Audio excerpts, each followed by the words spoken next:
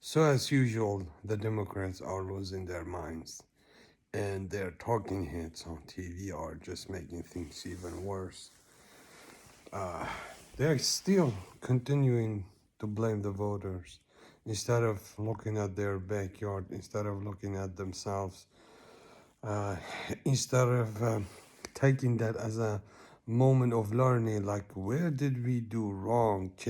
We need to go back and look where we did wrong, where did we messed up big time. Instead, they are busy blaming the voters. They are calling them sexist, racist,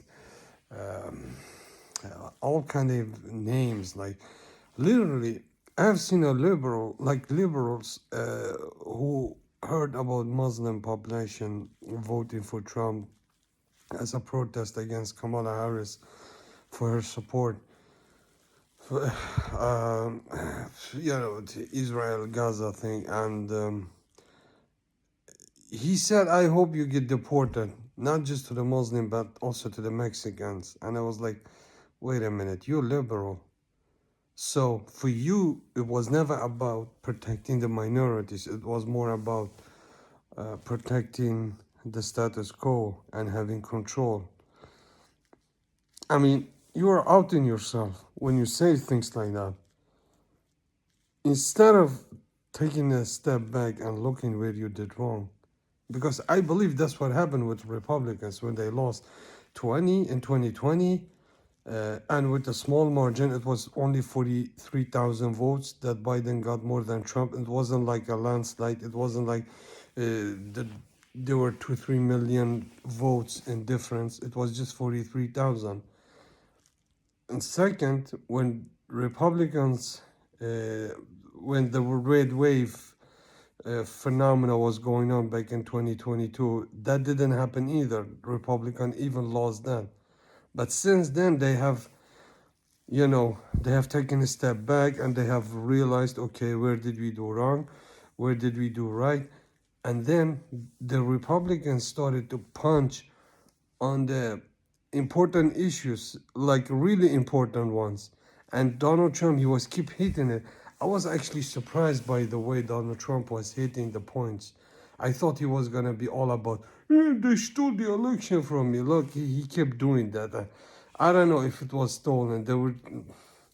I don't know. Yeah, sure, there was a lot of media coverage, and they refused to share the Hunter Biden laptop story. I think that had a huge implication on the election, and maybe you can say, okay, if he means election was stolen because the truth was didn't come out, uh, there is a debate that it's a debatable thing, but he lost, and even later he did admit at some interview that okay, I lost, like something like that.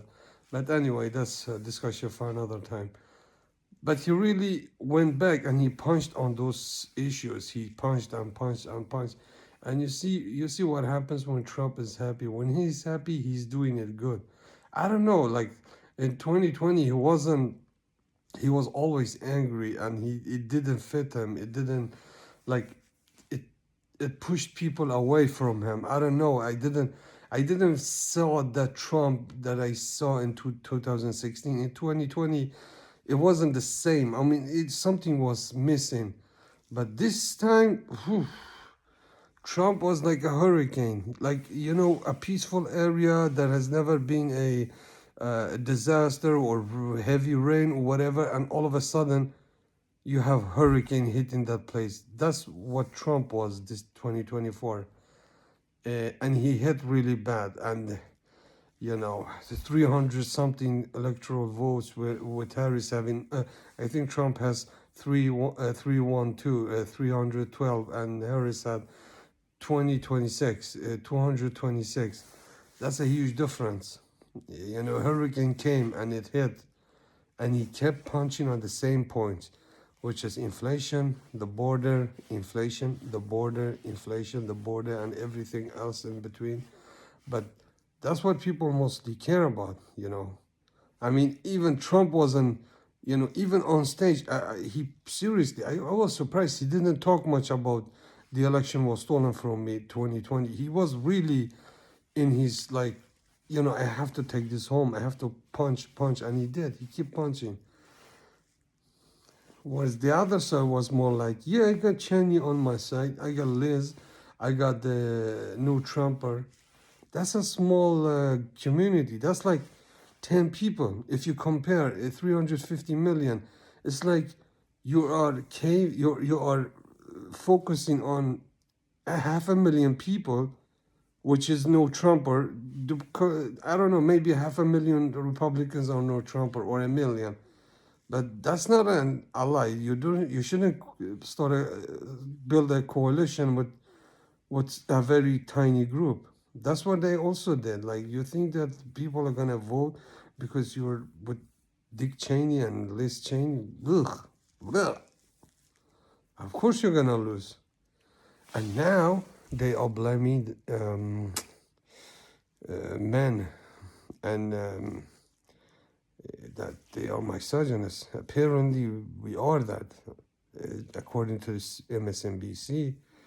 And you know, if all of them were punching on that instead of punching on the real issues before the election was, you know, but Trump did what he did, and he won. They were keep busy calling him Hitler. They were keep busy calling him threat to democracy. They were keep busy selling the point that this is the last free election. I mean, I'm not a political strategist or whatever you want to call it, or consultant. I don't even have a. Even I know that's a stupid strategy. Like, it's so stupid. You can ask. You know, today I saw a blind and deaf cat. I didn't know there was blind and deaf cats, but even that cat would understand that's a bad strategy. But no. And now they are mad. Anyway, see you later.